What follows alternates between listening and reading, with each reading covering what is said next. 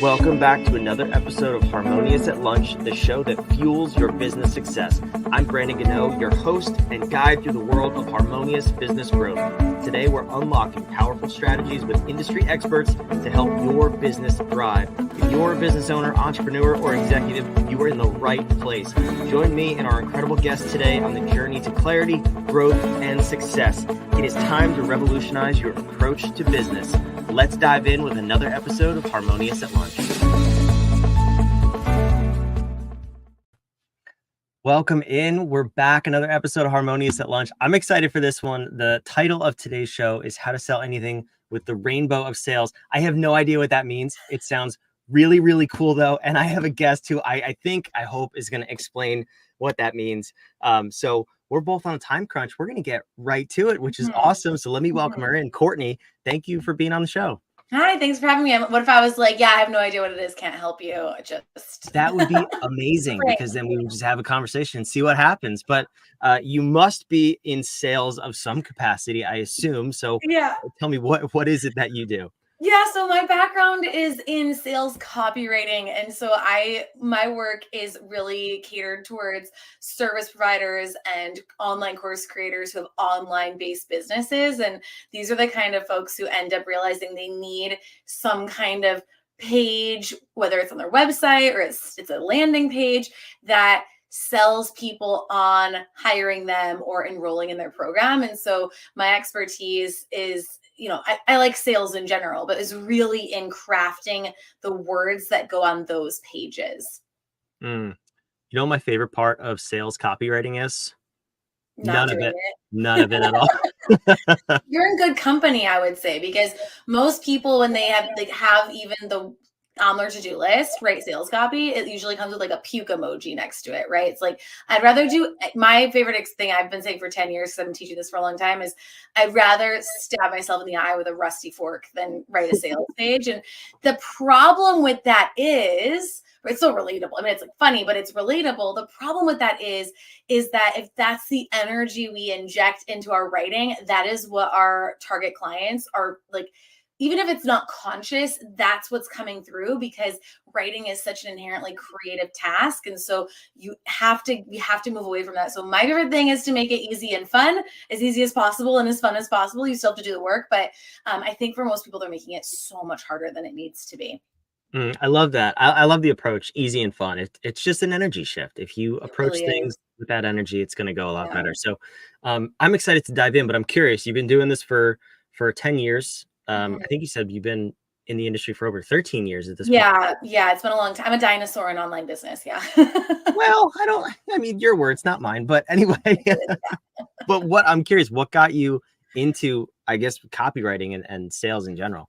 So of all things, my bachelor's degree is in French, so completely seemingly unrelated. Once I got my bachelor's degree, I actually moved to France for a couple of years, and I was teaching English in an elementary school part-time. And while I was there, I was like 22, 23. I was trying to figure out, what do I want to do with my life? What job do I want to get? And there's not many things that go along with a French degree other than living in France and trying to figure that out, right? So I stumbled on this world of online business. This was back in like 2011. And I saw people like Marie Forleo online, who is teaching like women how to start businesses online. And I was like, wait, hold the phone. I could like start an online business and never get a real job. So that's really where it started for me. And then it took me a year or two to really get anything off the ground that I would say resembles a business. But I did start offering like services and freelancing. And I just started throwing things at the wall and trying to figure out what worked.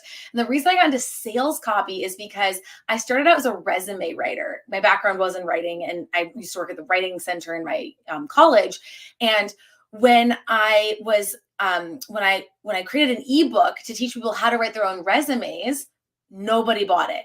And it was like $12. And I was so upset because I had like a few hundred people in my audience at that point. It was a lot easier back in that day to grow your audience online, and nobody bought it. And I was like, oh my God, I'm a failure. I suck. Like, I'll never be able to do this.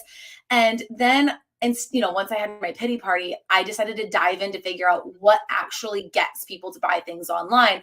So now, like $12, I can handle. I've sold things in my own business up to $12,000, like no problem. So, but in all of those things, whether it's a $12 ebook or a $12,000 high ticket coaching program, the sales page is always following the same formula. And that's really where that, like you said, that little tease hook thing, that rainbow of sales really comes in, because the rainbow of sales is all about how you position what you're selling so that the person who's reading it goes, oh, that's me. I need that. I love that. And you make it sound so simple. Which Try. that's so amazing about you. So. This is not easy. And I've done it. I've hired people to do it. I've gotten good results and bad results. And I know I'm nowhere near you in terms of skill. That's not what I'm saying, but you make it sound very easy and it's not. So I'm curious, what is the rainbow of selling? Yeah. First of all, and what is this pattern that we need to be aware of?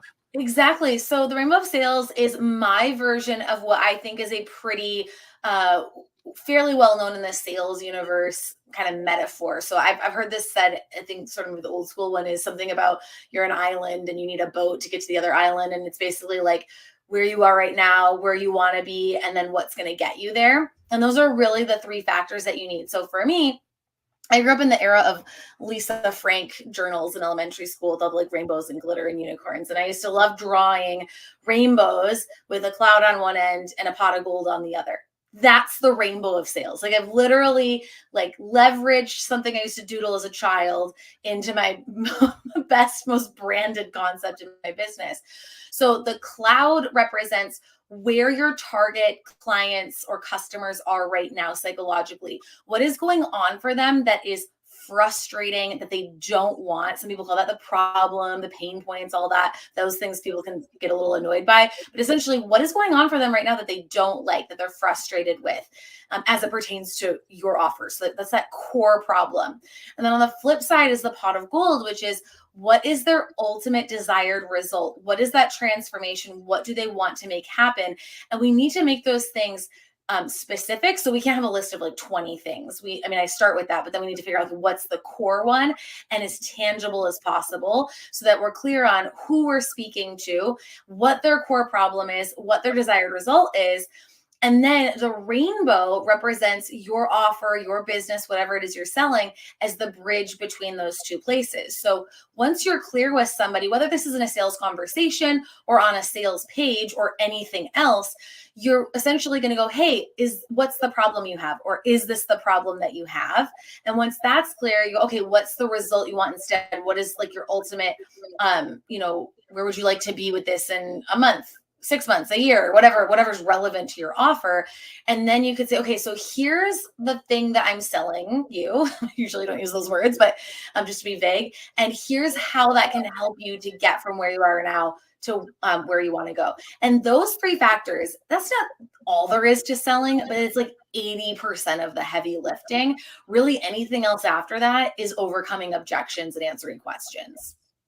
We talk about this all the time at What If, is the 80-20 rule. What is that tiny little thing that's going to get you the majority of the way there? And in terms of running your business and your operations, just do that. So Yes. In terms of sales, how do you go about identifying that 20% that's going to get the biggest lift before you worry about the objections?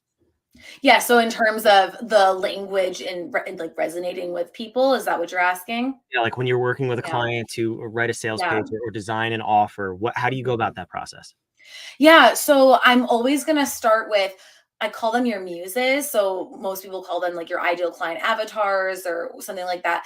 I like muses, because I like to brand my own concepts and not use what everyone else is using. But I also like it because I want people to, instead of inventing a person, which is totally fine and that works for a lot of people and it's a very tried and true concept.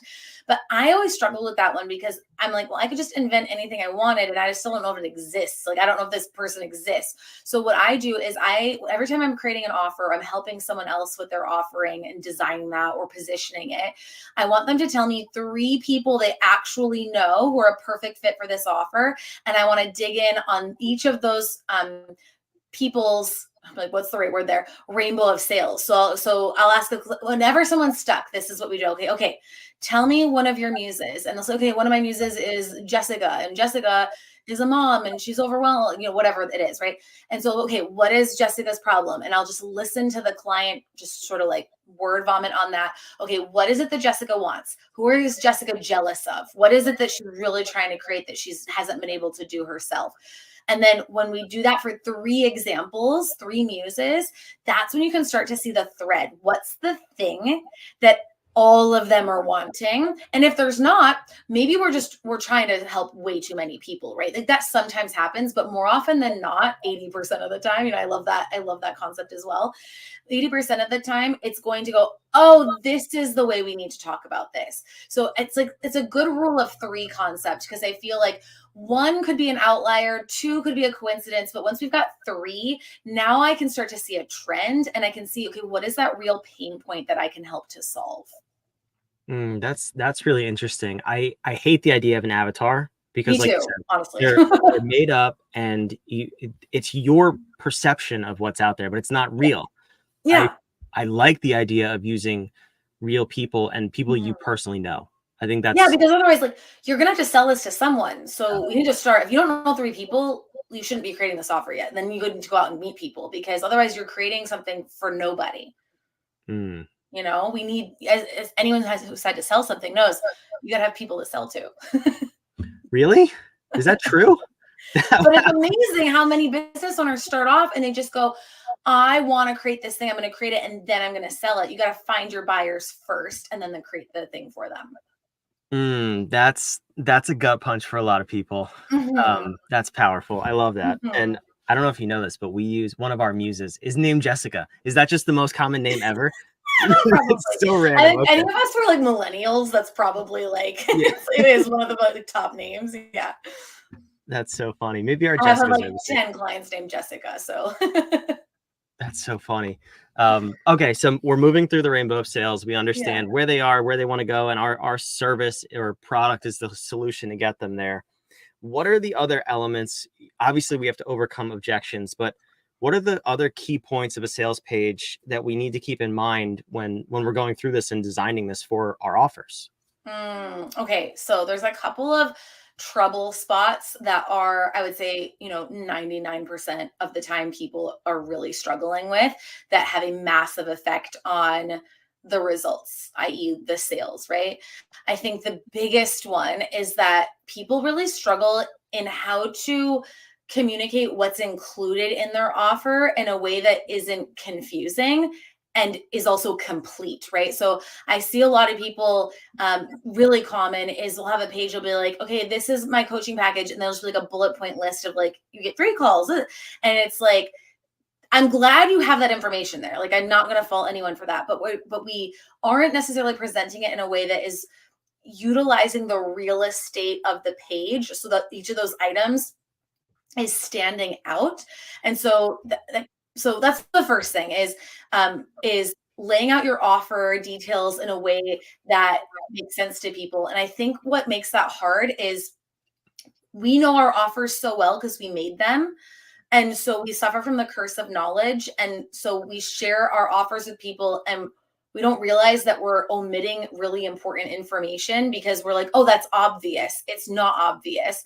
So I like to think of it as you want to present your offer in a hierarchical order, meaning, okay, what are the main components of your offer? Like if there are like 2 or 3, like let's say, so I have a high ticket coaching program and my 3 main components are there's the course, there's coaching, and there's critiques. Okay. So then it's like, you're kind of just orienting them to like, okay, that's the main structure. Okay. Then within the course, there's all these things. Then within the coaching, this is how that works. And then with the critiques, this is what that is. So you need to kind of give people the information from big picture to small details in that kind of way. I think that's the biggest mistake people make. And that's a very, it's like a very logistical answer, but it's a very logistical problem. Right. And then the second thing that comes up is just, I love the word hierarchy, I guess, but it's important on sales pages because you've got this long page and you've all this stuff on it and you need use visual cues so that people know what to look at, or else they become overwhelmed really easily. And so I like people to follow what I call the hierarchy of text. And I want on every sales page, and this is very specific to sales pages, right? I want on every sales page, but also any other kind of content, is to be you have a headline like type of font or size, you have a subheadline, and you have body text. A lot of people, what happens is they have like their headlines are all different sizes and different areas, and then they have too many different fonts. And it's amazing how just literally, I know it's so basic, but literally just going in and saying, okay, for every section on my page, the headline is, 25 point font. For the subheadline, it's 18 point. For the text, it's 14 point, like whatever that is. That's going to make such a big difference, because people need to be able to scan a sales page, and they can't do that when their brains are getting overwhelmed by the information. And especially those of us with neurodivergences like me, I have ADHD. I'm such a scanner. But even if you watch look at any heat map data on sales pages, what happens is people will look at the page, they'll kind of read the first bit, the rainbow of sales, more intently, so important, right? Then they kind of go down really fast, and then they kind of come up and they start to go through it again, and then they might go up and go. So people are reading in a hierarchical way. They're reading the main information that stands out first, the headlines. Then they're reading some of the subtext. Then if they're kind of convinced, they'll go, okay, let me make sure I go read all the details. Then some people like me, we just never read all the details. I'm just like, I'm in, let's go, I'm buying it. But for the people who even say, oh, I read every word on a sales page, chances are, actually, not even, I guarantee you, they're not sitting there reading word for word the first time. They're still doing like kind of overview scan, this and that. So we need to make sure we're calling out with those headlines when we're laying out the page. That's a little bit more of a visual tip there. Yeah, that's a fantastic tip too. And along with those headlines and the first rainbow, I think what a lot of people get hung up on is the actual content of it. Now we'll speak about Jessica in particular. So something I've noticed recently in experimenting with a couple of our offers is, and talking to other people too, is you have the ability to immediately grab the right or wrong buyer. So how do you know what language to use? We'll just use the regular vague language. Are you speaking to problem aware people, solution aware people? Are you speaking into and motivating or inciting more pain? Like, what is your format or I love to incite pain, baby. No, I'm just kidding. Twist that nail in there. Fork in the eyeballs, right? My past coach, her name's Mariah Cause. She's absolutely just an absolute wizard on the internet. Has a method that I love, and I just have not thought of a better way of explaining it than hers. So I want to give her credit for this. She teaches people to always speak to your champagne clients. So her concept is that people will rise up, but you don't want to speak to the lowest common denominator, like possible client, like the least ready client, because then the people who are ready are going to feel like it's too basic for them. So if I'm trying to work with people on training their cats to do backflips, let's say, then I could be like, well, some people have kittens. They don't know. It's like, I want someone, my ideal person is someone who is like already kind of nerded out on this stuff. They're like, but like, there might be people who they just have a new cat and they're just some on my page and they're interested, but I'm not going to speak to those people necessarily, because then the people who are a little bit more into this stuff are going to feel like, oh, this is too basic for me. I'm beyond that. Whereas the people who are not quite there in terms of maybe check the boxes for your offer, whatever it is, who are like, I want to rise to that occasion, I want to be that, they will show up with a different energy. But you don't want your like champagne clients, as Mariah calls them, to have to come down to meet you. So I think always speaking to your highest denominator client, but I also think that there is an element of throwing in details on your page that even within that, you're going to have probably a range, right? So throwing in language that speaks to each type of level in that range. So for example, I'll say like, maybe you just started your business last year and you've only been doing this for a year. So I'm basically saying like, that's my lowest level person. Maybe you've been at this for a while. Maybe you've already made $1 million, right? So I'm saying, okay, that's my range of people, but I don't want newbies. So I'm like, not going to speak to those people. So I think just knowing what your range is, and the real lesson here is just don't try to speak to everybody. Anytime you try to speak to everybody, you're speaking to nobody. And that's really what's going to keep you stuck. Yeah, that's a fantastic tip right there. Champagne clients, speak to the specifics and attract the ideal client. If you take nothing else from this episode, I hope you take that away from it. I know we got to go. We got to wrap this one up. Yeah. This has been fantastic. There's so many different directions we could have gone. I hate that we're out of time, but if someone wants to take the next step in working with you in revamping their sales pages, where do we go? You have a website, a download? What do you got? Yeah, you can go to CourtneyChaal.com. That's how my name is pronounced, CH2AL. But I have free sales page templates. They're Google Docs that are the entire framework. Like everything I just talked about. If you go to CourtneyChaal.com/template or templates, it's either template, singular or plural, then you'll be able to download. It's two Google Docs. One is more for a service and one is more for a course sales page, but those are fantastic. Like I love offering those for free because they're like should be paid, but I'm like, no, I want to give them for free so everyone goes and gets them, right? So it's like literally tells you, put this headline here, put this information here. It's like a template for the copy for your page.